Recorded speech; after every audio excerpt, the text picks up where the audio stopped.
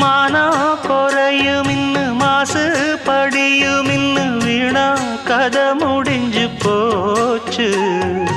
ஈசான மூலையில லேசான பள்ளி சத்தம் மாமன் பேர சொல்லி பேசுது. ஆறாத சோகந்தன்ன தீராம சேர்த்து வச்சு ஊரும் சேர்ந்து என்ன ஏசுது. மாமா மாமா உன்னத்தானே எண்ணி நானும் நாளும் தவித்தேனே. கூண்டுக்குள்ள என்ன வச்சு கூடி நின்ன ஊற விட்டு கூண்டுக்குள்ள போனதென்ன கோலக்கிளி.